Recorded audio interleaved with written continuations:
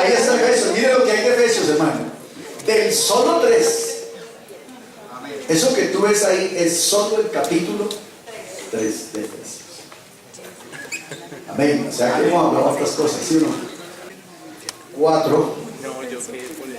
Creo que estamos más adelante, pero vamos a ver qué dice. Gloria a Dios. Dijimos que esto se iba a cumplir en 4 tiempos, ¿se acuerdan? 4 tiempos. El último de ellos es que la iglesia estaba en la mente de Dios. ¿Cuándo? Desde 1937. Vean, hermanos, ¿de qué venimos hablando? De salvación de judíos y gentiles, ¿cierto? Eso lo dice Romanos y lo dice Efesios. ¿Ok? Entonces, acuérdense que el misterio por darse a conocer era el misterio de cómo Dios, cuál método Dios utilizaría y cómo Dios haría para hacer de los dos un solo pueblo, ¿cierto? Entonces, lo que dijimos el domingo pasado es que la iglesia hace parte del plan eterno de Dios. Amén. Amén. O sea, nosotros hacemos parte del plan salvífico de Dios. Amén. Ya empezó lo que estamos diciendo. ¿Sí? Por eso lo que nosotros, la labor que nosotros creemos es definitivamente importante y grande. Porque eso no se le ocurrió a Dios del Calvario para acá. Amén. No se le ocurrió a Jesús del aposento alto para acá. Y entonces Jesús dijo, bueno, ahora tengo toda esta gente que me sigue y ¿qué los pongo a hacer? No. Estábamos en Cristo, seleccionados antes de la fundación del mundo. O sea, antes de que todo fuera. Y por supuesto, antes de que el hombre pecara, estábamos seleccionados en Cristo.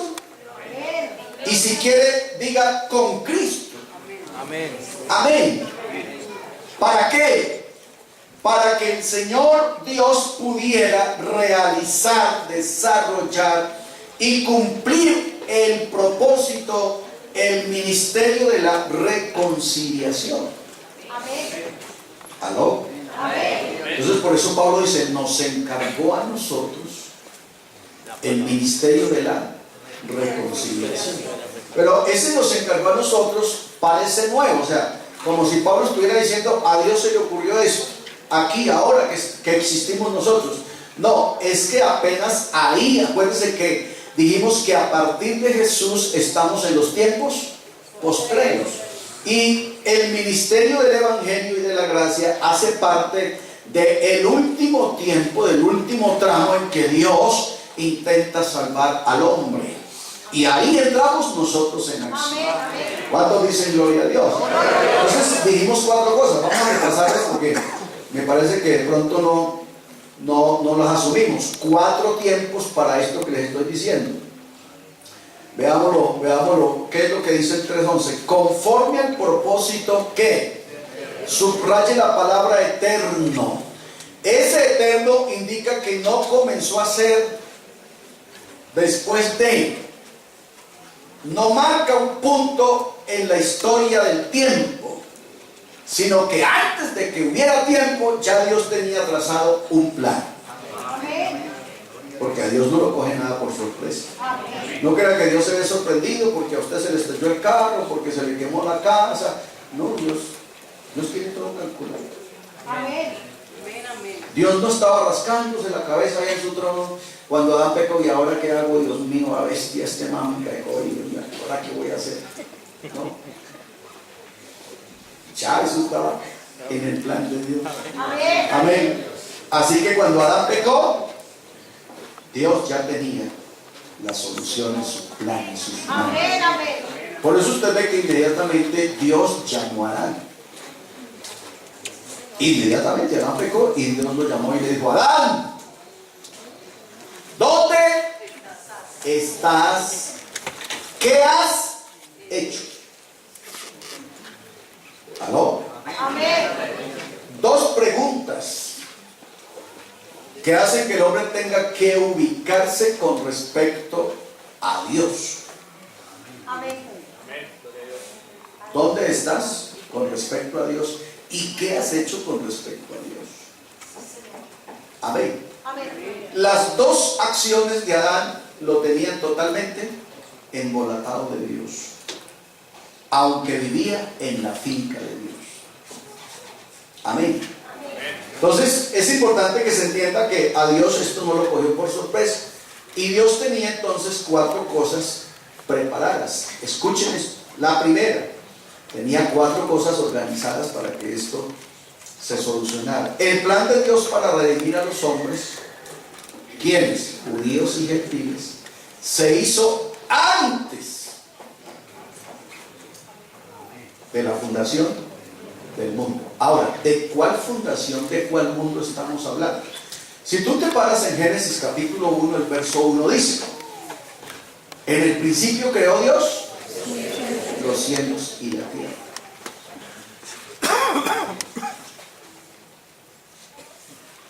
Escucha lo que dice. En el principio creó Dios los cielos y la tierra. Mi pregunta es, ¿de cuál mundo está hablando Pablo? ¿De ese que dice Génesis 1:1? ¿O del que comienza en Génesis 1:2? Hola. Porque el que dice Génesis 1:1 no es el que comienza en Génesis 1:2. El que dice Génesis 1:1, en el principio creó Dios los cielos y la tierra, fue cuando fue creado el diablo y sus ángeles. Y todo fue hecho. Dios hizo todo perfecto. Dios nunca ha hecho nada incompleto. Amén. Pero tú lees en Génesis 1:1, en el principio creó Dios los cielos y la tierra. ¿Ya? Usted tiene que hacer un stop, tiene que hacer un paréntesis pronunciado para entender lo que sigue. Y la tierra estaba desordenada y vacía. Amén. Entonces la pregunta es, el plan de Dios que dice que fue hecho antes de la fundación del mundo, ¿de cuál mundo se refiere? ¿Al del Génesis 1 o al del Génesis 1, 3, 4, 5 y 6? Y dijo Dios, sea la luz, y fue la luz. Ese mundo del Génesis 1, 3 en adelante, 1, 4, ese mundo fue el que el Señor hizo en 6 días. Ese, no el de Génesis 1, 1.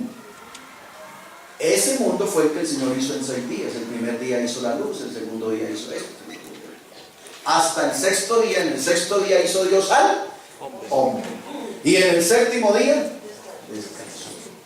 Eso usted ya se lo sabe de memoria, ¿sí o no? Pero el mundo de Génesis 1:1 es el mundo que usted y yo no conocemos, no conocimos. Amén. Mi Biblia dice que antes de ese mundo Dios ya había hecho un plan. Y en ese plan que hizo antes de ese mundo, ya existíamos usted y yo. A ver, por favor, traiga un poquito y piense en la clase de Dios que usted tiene. ¿Aló? Piense en la clase de Dios que usted tiene.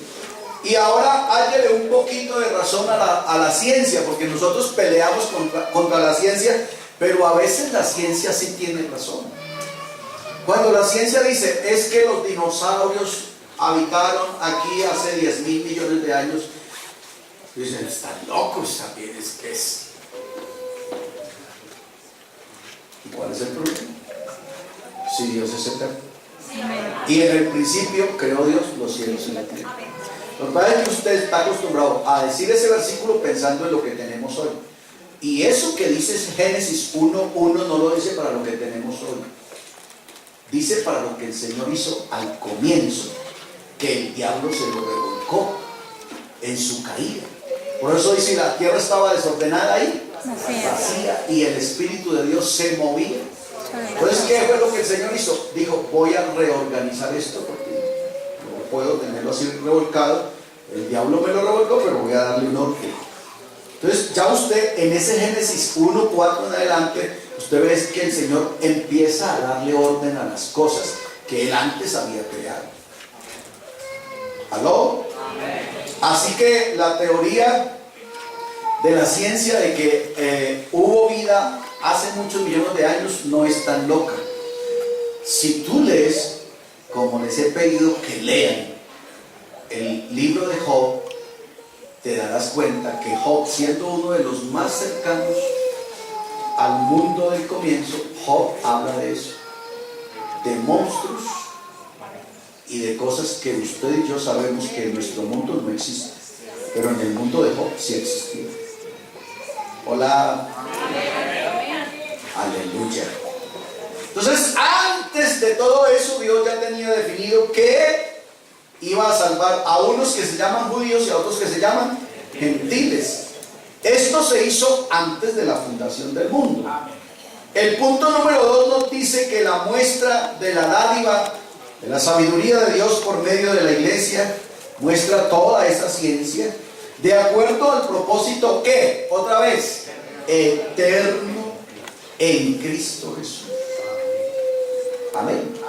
Eso es lo que dice el punto 2. El punto 3, entonces nos dice, también esto nos dice muy claramente que la iglesia, ¿sabe dónde está la iglesia? Acuérdense que la iglesia es universal. Nosotros casi que creo que debiéramos redefinir un poquito el término iglesia cuando nos referimos a la iglesia. Entonces, nosotros somos la iglesia. Y eso es verdad, pero es que la iglesia no es una célula, no es un grupito de 300 o 400. La iglesia es un ente universal. Amén. Amén.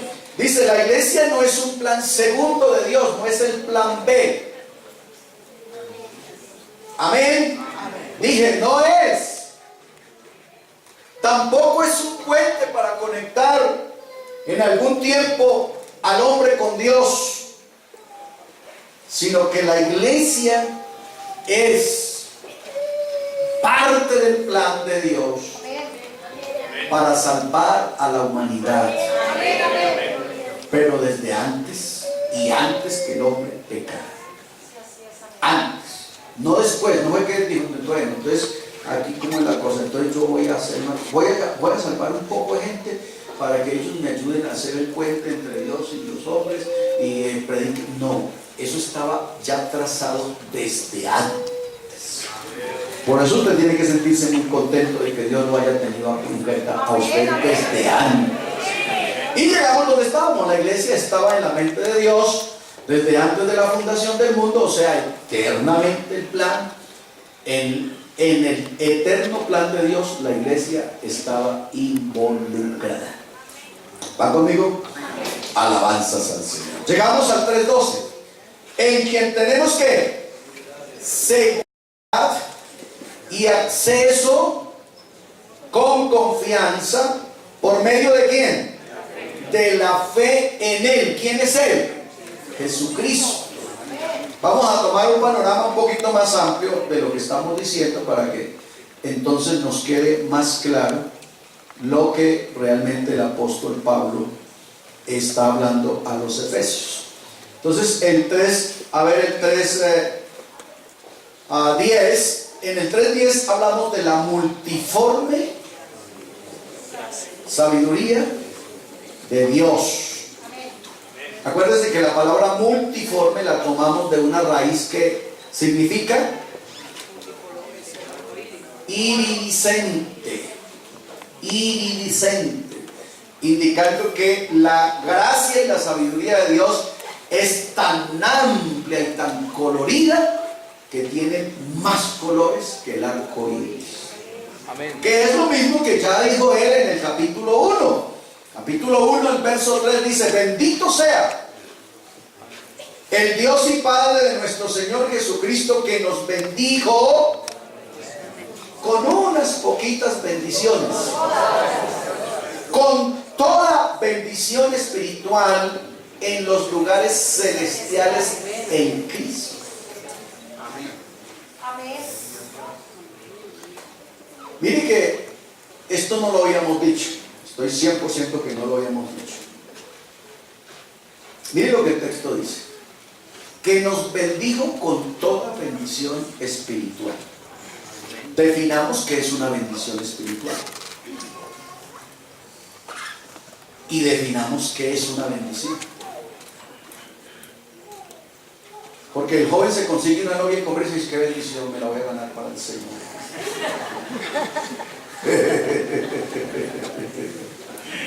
Para él eso es una bendición. ¿Ya? Entonces miren cómo Pablo está definiendo qué es una bendición para un cristiano. Amén. ¿Ya? ¿Qué es una bendición para un cristiano? Todo lo que tiene que ver con lo espiritual. Amén. Amén. Amén.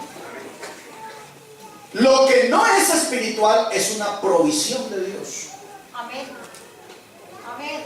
El arroz, la papa, la yuca, el vestido, la corbata, sus zapatos, su carro, su casa, eso es provisión de Dios. Amén. Amén. Es provisión de Dios. Dios, como buen padre serio y responsable que es, Él nos da toda esa provisión. Pero las bendiciones son celestiales. Amén. Amén. Ahí es donde yo les he dicho muchas veces, eso sí se los he dicho: no ore por lo que usted ya tiene. No sea tonto. Imagínense aquí mi vocalista orando por los zapatos que ya tiene puestos. Señor, que me regale este par de zapatos. Eso es inteligente, ¿no? Pues no es que ya los tiene puestos, ya los tiene acabados. Entonces ahí es donde hemos ido al texto. Acuérdense que les dije el otro día: un cristiano, un pentecostal que se respete, pentecostal respetable, ora una hora. Escuchen, eso está estadísticamente comprobado. De una hora de oración, el cristiano 50 minutos se lo pasa pidiendo. Pide y pide y pide y pide y pide. 10 de esos 60 minutos los gasta en otra cosa, pero 50 se lo pasa pidiendo. Se levanta de la oración, abre la Biblia y la Biblia le dice: usted hasta ahora nada ha pedido.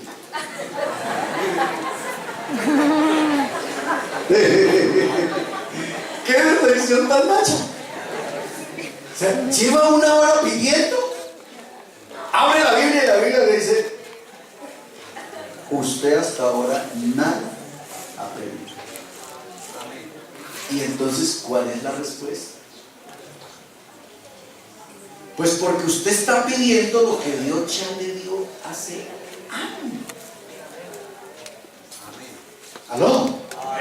Usted sigue pidiendo lo que Dios ya le dio, lo que Dios ya le dijo que se lo tenía que dar porque Él es un papá responsable. Amén. Amén. Entonces, acuérdense que la última vez que hablamos de esto yo les dije: no pida nada, pero nada, nada de lo que usted encuentra en el Éxito, en el Metro, en Carulla, de eso no pida nada. Pida de lo que usted no encuentra ahí. Sí, amén. Amén. Si usted va al stand del Éxito más grande de Bogotá y no encuentra un litro de fe, pídaselo a Dios. Amén. Si no encuentra un kilo de sabiduría, pídaselo a Sí, Dios. amén. Amén. Esas son: bendito sea el Dios y Padre de nuestro Señor Jesucristo, que nos bendijo con toda bendición espiritual. Esos dones inefables sí hay que pedirlos. Aleluya. ¿Cuántos dicen gloria a Dios? Para que entonces sus oraciones no sigan siendo tan huecas. Señor, que un kilo de frijol, Señor, que no tengo arroz, que Señor, que no tengo panela, que Señor. Eso usted no tiene que pedir. Para eso usted tiene que trabajar. Porque aunque usted lo pida, si lo pide y no trabaja, igual no lo tiene. Hermanos, que la Biblia lo dice. Que el que no trabaja, aunque pida, no come.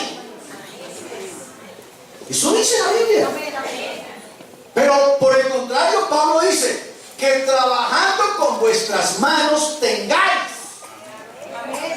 con qué proveer para los de su casa y para los que tienen necesidad. Pero es trabajando. Entonces, trabajando es que usted tiene panela, arroz, frijol, lenteja, habichuela. Trabajando, no pidiendo, trabajando. Y pidiendo es que tiene dones del Espíritu Santo, sabiduría, poder del Espíritu Santo, fe. Eso sí los obtiene de arriba, porque eso sí hay que pedir. Señor. Cuando el Señor Jesucristo les enseña a los apóstoles cómo deben orar, Sí. en el verso 11 de Mateo 6 dice que dentro de todo lo que hay que pedir en ese orden, El dice, pan nuestro. el pan nuestro de cada día. Ya sabía que iba a decir eso. El Espíritu Santo me lo reveló. Oí una voz que me dijo, Salomón te va a preguntar eso. Acuérdense que cuando se habla de pan en la Biblia, no siempre se está hablando del pan cotidiano. Jesús se lo respondió claramente a Satanás. No solo de pan. No solo de pan. Entonces, ¿de cuál pan es que nos tiene que proveer Dios? La palabra. El pan del cielo. Ese hay que pedirlo. El otro ya está ahí. Si quiere comprobarlo, si no me cree, vaya a Bastos. Fácil, vaya a Bastos. Vaya a la bodega de papa, vaya a la bodega de repollo, vaya a la bodega de habichuela, vaya. Y ahí está eso amontonado. Pero usted tiene que llevar plata. Y para tener plata tiene que haber. Con el sudor de tu frente ganarás. Eso no es orando. Si usted se lo pasa orando para que le llegue un mercado de asistencia social, por eso no le digo. Hola. Hermano, la vida cristiana es tan bonita que cuando uno la entiende, uno hasta se la goza. Definitivamente. ¿Quién vive mejor que nosotros? Entendiéndolo, claro. Porque claro, hay cristianos que viven más enredados que un bulto de anzuelo. Ellos no entienden nada de la Biblia, no entienden nada de nada, y andan renegando, y por eso andan con cara de bofia toda hora. Ellos no entienden nada de la Biblia. Pero cuando uno entiende la Biblia, entonces hay gozo, paz, paciencia, benignidad, bondad, felicidad.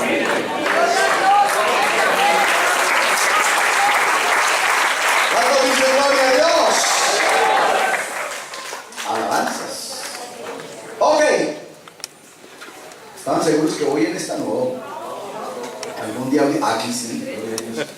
Usted sabe, no crea que porque estamos en culto no hay un diablo por aquí. El 3, 12, ¿cierto? 12. ¿Seguro? Pasamos a 3. Aquí, ¿quién me cree? Ok, en que tenemos que seguridad. Diga conmigo, seguridad. Anoche la predicadora hablaba de eso. ¿Se acuerdan? De un seguro. Entonces, cuando usted compra un carro nuevo, usted lo primero que dice es: necesito un seguro, porque alguien me lo llega a rayar, Dios mío, yo. Entonces usted compra el seguro, y entonces una vez que usted sale con la póliza del seguro de la aseguradora, usted dice: ahora sí que me lo estrelle, si quiere me lo estrelle, gasto en seguro. ¿Ya? Y ya pues usted deja el carro por ahí botado, si se lo quiere robar, que lo robe, ya lo tengo asegurado. ¿Saben? Pero cuando uno no tiene asegurado la chachalita que tiene, entonces uno por eso tiene que ponerle seguro y yo no sé qué, y meterle por allá que no prende sino conectando estos cables, y eso no lo sé sino yo, me tengo que meter debajo del carro. Entonces uno se inventa sus propios seguros. Pero como el diablo vino para robar, matar y destruir, y cuando usted sale, el carro no está. Qué susto, ¿sí? Porque usted no lo tenía En Cristo nosotros tenemos un seguro. Amén. Amén, Amén. Gloria a Dios. ¿Usted no ha sentido que usted duerme a pierna suelta? Usted duerme como un bebé. ¿Ah? Tiene deudas, no está bien la economía, el trabajo está maluco, tiene dificultad en la familia, tiene un hijo enfermo, pero usted duerme a pierna suelta. ¿Por qué? Porque usted está seguro en Dios. Su corazón está seguro y confiado en Jehová. No tendrá temor de malas noticias.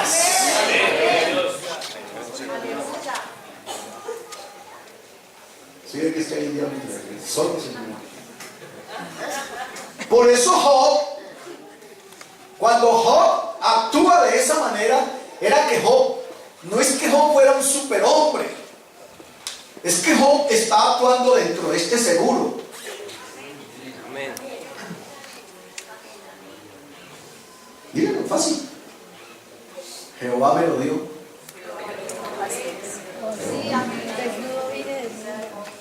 Escuchen porque esto es lo que hemos dicho y no hemos entendido. Hasta ahí está bien. Jehová me lo dio, Jehová me lo quitó, el soberano, él hace lo que se le dé la gana. Pero lo que él dice enseguida es la esperanza del seguro. Sí, amén. Jehová me lo dio, Jehová me lo quitó. Ojo, sea el nombre de Jehová bendito. Esa es la esperanza del seguro. Esa es la promesa del seguro. Que aunque alguien me lo quite, aunque el momento me lo quite, aunque las circunstancias me lo quite, yo sé que Él me lo devuelve. Lo dijo despuesito, aunque Él me mate, yo tengo seguro de vida. Yo lo voy a ver a Él con mis ojos. Y ratifica, lo veré, no me lo van a contar, lo veré yo y no otro.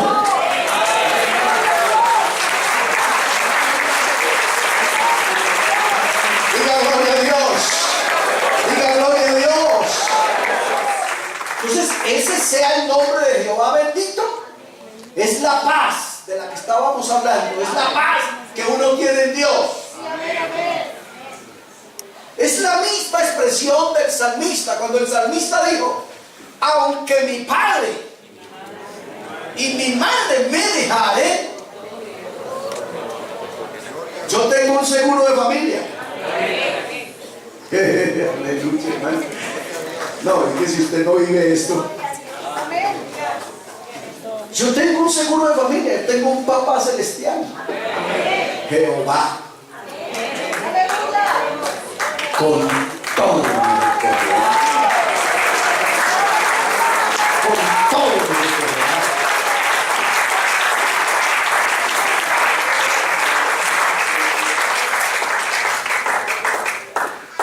Ahí sí entonces se resaltó la palabra, la expresión del apóstol cuando dijo: Señor, ¿y a quién iré? O sea, ¿qué otra aseguradora nos ofrece las garantías tuyas? Que sin pagar un precio, un peso, sin poner absolutamente nada, tú, amén, es capaz de dárnoslo todo. Todo. Sin pagar un peso. ¿Cuánto ha pagado usted por su salvación? Nada. Lo que usted ha dado lo das por gratitud. Amén. Sin pagar un peso, Dios te asegura. No el 100%, porque la aseguran dice: le pago el 100%, dice uno: uy, esta es buena. Escuchen, eso lo dijo Jesús, hablando de seguros, lo dijo Jesús cuando dijo: de cierto te digo, que ninguno que haya perdido la casa, la mamá, el hermano, el tío, la abuela, la barca, la red, el anzuelo, por causa de mi nombre, se quedará sin el efecto del seguro. Amén. Sino que se lo devuelvo aquí 100 veces.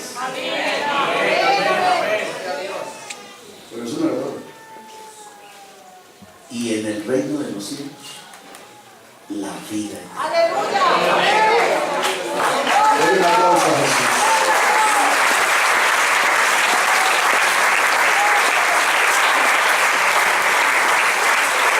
¿Cuál es la condición de esto? Que estemos en Él. Escuche, en quien tenemos seguridad, acceso y confianza. ¿Por medio de qué? De la fe. ¿De la fe en quién? En Él. Ahí es donde se hace efectivo el cheque. Amén. Que la fe nuestra esté puesta en Jesús. Amén. Porque en Él es que están todas las riquezas de gloria.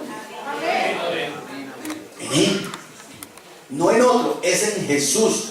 Y hasta donde yo sé, nosotros estamos en Jesús. Amén. ¿O no? Amén. Por lo menos eso es lo que dice Juan. Nosotros estamos en el verdadero.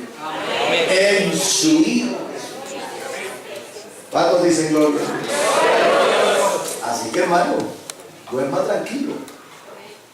Duerma tranquilo, hermano. Que le acabaron de decir que le van a pagar la casa. ¿Y qué le vamos a hacer? Yo tengo un hogar allá en el cielo. Si le quitan la de aquí y tiene que irse a vivir debajo de un puente, al fin y al cabo eso ya es mientras pasa el invierno. Amén. Porque estamos que nos vamos. A manera de procesión a chorro levantaremos fuego a irnos con Jesús a una patria, a una ciudad, a una morada, no hecha de manos de hombres, sino hecha por el ingeniero y arquitecto, el mejor de todos los tiempos. ¿Ustedes se imaginan cómo será? Ahora uno ve casas muy lindas, ¿no? Y ahora hay esas casas que llaman casas inteligentes, ¿no? Uno llega a la puerta y dice, buenos días, patrón, y le abre la puerta. Y cuando uno abre la puerta, la nevera le contesta, ¿quiere leche o jugo? Y uno le toma el jugo y entonces se sienta en el comedor y la estufa y las ollas quitadoras y todo dice, y al señor le provoca caliente o frío.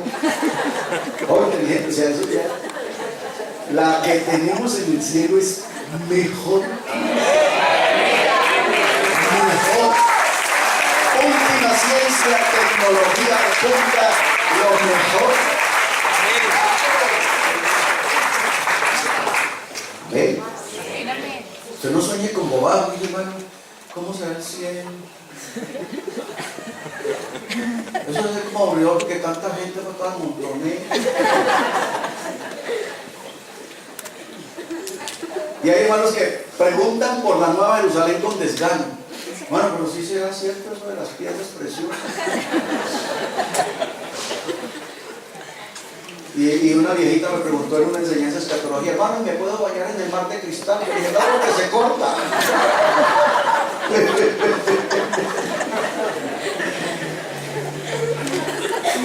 Amén. Hermano, a Dios hay que creerle. Hay que creerle de veras. Usted no me ponga a ponerle ni el negro de la uña del dedo chiquito de duda de lo que Dios dijo. Si Dios lo dijo, es así. Dios no miente. Dios hasta hoy, en su eternidad, todavía no ha habido un solo hombre, no ha habido nadie en la historia que lo haya cogido en una mentira.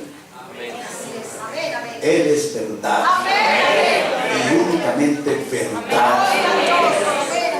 Y si Él dice que es hermosa, es así. Amén. Entonces, dado que la iglesia estaba en la mente de Dios, ¿desde cuándo? Desde antes de la fundación del mundo. Esto nos causa entonces una seguridad. Nos produce una confianza por medio de la fe en Él. O sea, hermano, mire, usted tiene que estar tranquilo. Usted puede que le falte toda la casa, pero esté seguro en Cristo. Amén. Seguro en Cristo. Aprenda a vivir por fe. Amén. Nosotros ese término lo utilizamos mucho, pero no sabemos realmente vivir por fe. Entonces, la gente cree que viven por fe, los pastores que se van para misioneros a la Conchinchina y que allá hay que vivir por fe. No, vivir por fe es otra cosa. Vivir por fe no tiene nada que ver con frijoles y lentejas. Así es, amén. Amén. Vivir por fe es estar seguro que lo que Dios me dijo a mí me lo va a cumplir al pie de la letra. Me pueden pasar miles de años, pero Dios no deja que sus palabras, que sus promesas se vuelvan viejas. Las promesas de Dios no tienen fecha de vencimiento. Amén. No, esta ya no se cumplió, se venció. El cielo y la tierra pasarán, pero mis palabras no se vencen. Ninguna promesa de Dios tiene fecha de vencimiento. Tiene fecha de cumplimiento, que es otra cosa. ¿Aló? Pero no es que una se le olvidó al Señor y se venció. Ya no sirve. No. No. La palabra que yo envié no volverá a mí vacía, sino que hará. ¿Hará qué? La obra, y producirá el efecto para aquello que la envié. Amén, amén. Amén. Así que si Él dijo, dijo. Y ya. Eso es todo lo que usted tiene que discutir. Si Él dijo, dijo. Y espere el cumplimiento porque se cumple. Eso sí, hay que tener fe en Él. Amén. No espere que se cumpla lo de Jesús en usted si usted lo que cree es en el Cristo caído de Montserrat. Pues Dios no tiene por qué cumplirle a usted las promesas si la fe suya está en el de Montserrat. Pues que le cumpla el de Montserrat. Dios le cumple a usted si la fe suya está puesta en Él. Amén. Amén. Él no está obligado a cumplirle a usted si usted cree en otra cosa. Amén. Así es. Que le cumpla la cosa en la que usted cree. Amén. ¿Va conmigo? Amén. Es así de sencillo. Por eso nosotros estamos en el verdadero. Amén. Por eso nosotros estamos en el verdadero. O sea, en el que cumple. Amén. Amén. En el que es la verdad. Amén. Amén. ¿Va conmigo? Diga gloria a Dios. Esa expresión en Cristo tenemos todas las bendiciones espirituales, que es de lo que estamos hablando. Amén. 1:3 de Efesios. Tenemos además el privilegio de ser adoptados hijos de Dios. Acuérdense en los 3 términos para hijos. ¿Cuáles? Ajá. Huios, tendión. También. Y ese. Huios, ¿qué es? Tecnión, tecnón Y huios. y gios. ¿Aló? Tecnión. Hijo, Bebé. bebé. El que recién bautizó. Que es el mismo de Juan capítulo 25. ¿25 o 15? Yo soy David. Mi padre es el 15. Es el primer hijo que hay ahí, el que da fruto. ¿Se acuerdan? El que da fruto, ese es el tecnión. Capítulo 15, sí. El segundo hijo es el tecnón, que debe dar más fruto. Esa es la edad moza del cristianismo. Amén. Cuando el cristiano está ahí entre los 5 y los 10 años, ahí va cogiendo forma ya. Ya no fuma todos los días. Amén. Ya casi no tiene novias inconversas. Amén. De vez en cuando se le sale un madrazo. Aleluya. Ese es el tecnión. Pero está en la iglesia. Ese da más fruto. Y el gios es aquel de quien Jehová Dios ya dio testimonio, llenándolo con el Espíritu Santo. Entonces Dios dijo de él: este es mi hijo mayor. Porque acuérdense que Jesús fue a el Jordán de 30 años. Y ahí mismo, al otro día de que Jesús salió del agua, capítulo 4 de Mateo, ya Jesús comenzó su ministerio, mayor de edad. Amén. Este es mi hijo mayor, a quien a partir de hoy me va a empezar a hacer muy contento. Me alegro mucho por él, porque va a empezar a glorificar mi nombre. Tiene razón para testificar y para hablar de su papá. Todo eso fue lo que se oyó en el río Jordán. Esa expresión, en quien tengo complacencia, es en quien me voy a glorificar, es en quien voy a estar, es a través de quien voy a desarrollar el ministerio de la reconciliación, es a través de quien voy a sanar los enfermos y voy a echar fuera. Me complazco. Amén. Amén. Entonces, esa expresión en Cristo nos da el privilegio de ser adoptados, hijos de Dios. Entonces acuérdense que alguna vez les alcancé a explicar un poquito nomás, porque no entramos muy de lleno, en eso de la adopción de hijos, que es como medio rara, ¿no? Porque yo les dije que la adopción, esta adopción de la que el apóstol Pablo está hablando, Pablo toma eso de lo que sucedía realmente en el tiempo de Pablo, y especialmente los romanos. ¿Qué era lo que los romanos hacían? La mamá y el papá tenían un bebé, recién nace el bebé, y los papás se lo entregaban a una cosa que se llamaba la aya o el ayo. Era una señora que los cuidaba, y lo debía cuidar hasta edad adulta. Amén.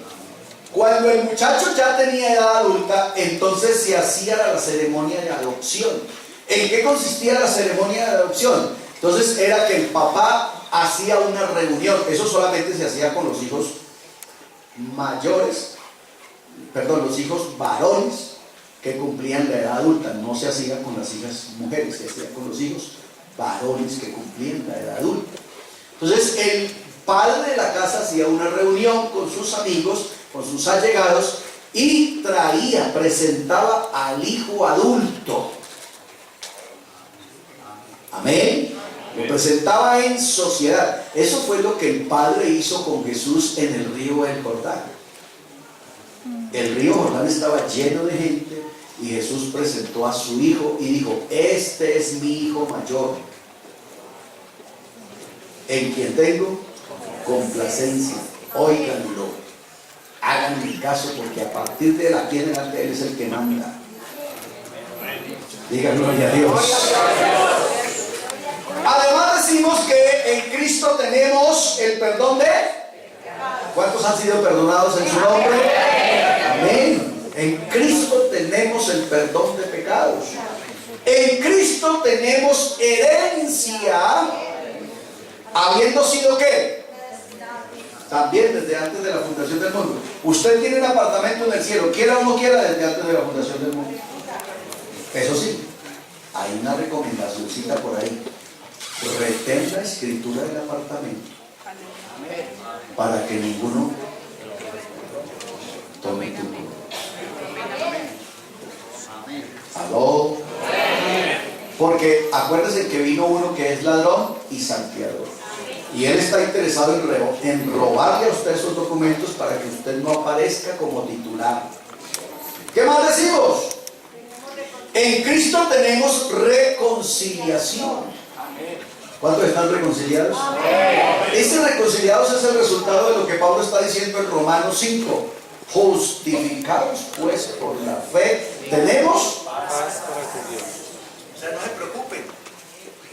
No se preocupen, que ustedes ahora están en paz. Gloria a Dios. Hermano, y estar en paz para con Dios es mucho más que tener la suegra al lado.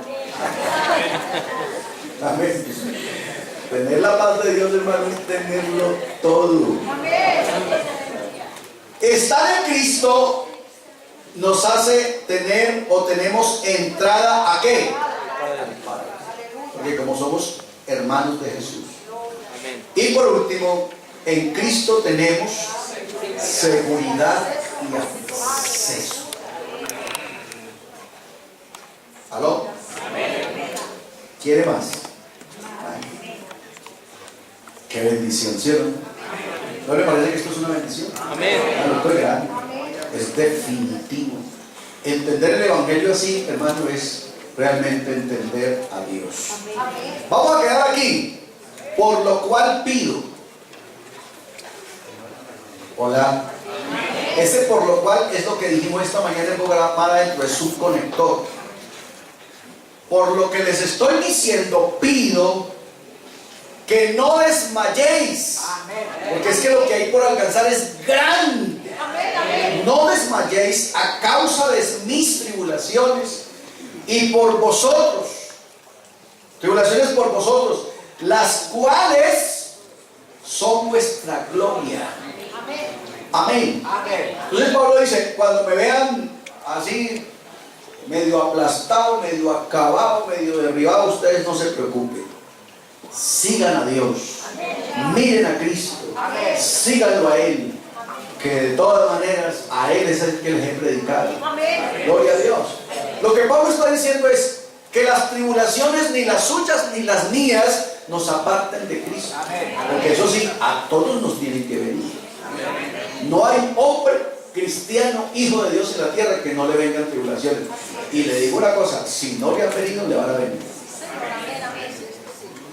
Porque hay gente que dice, uy, gracias a Dios a mí el diablo sí no me friega la vida. Debe ser porque no ha comenzado a ser cristiano.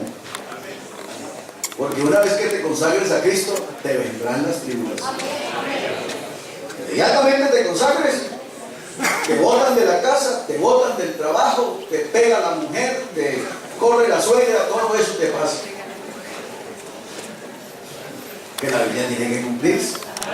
La Biblia dice que los enemigos del hombre son los de su propia casa, pero del hombre cristiano. Amén. La Biblia cumple. ¿Están conmigo? Nos quedamos ahí, ¿vale? 13 de Efesios. Tenemos que ofrendar. Hay que traer más aceite. Amén. ¿Alguien trajo más aceite? ¿Seguro? Amén. Amén. Entonces vamos a dar más aceite. ¿Alguien aprendió algo hoy? ¿Qué aprendió? Ajá. Muy interesante. En Jesús tenemos seguro de vida, seguro de... Entonces quedamos en paz. Amén. A veces una prenda prepago. Un momentico, hermanita. Gloria a Dios. ¿Alguien aprendió algo?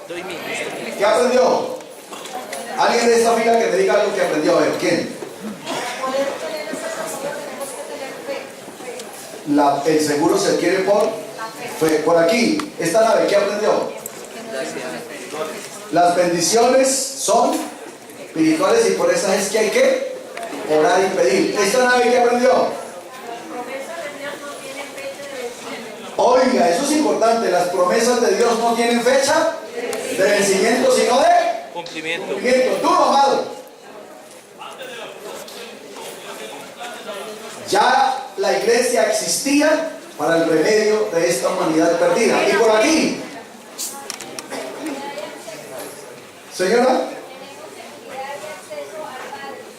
en Cristo tenemos entrada segura al Padre.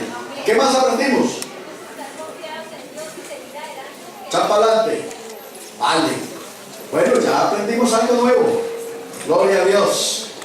Así que, hermanos, no podemos desmayar, no podemos echar para atrás. La senda del justo es como la luz de la aurora y se camina en una sola dirección. La Biblia dice, el que pone la mano en el arado y voltea a mirar para atrás, ya perdió.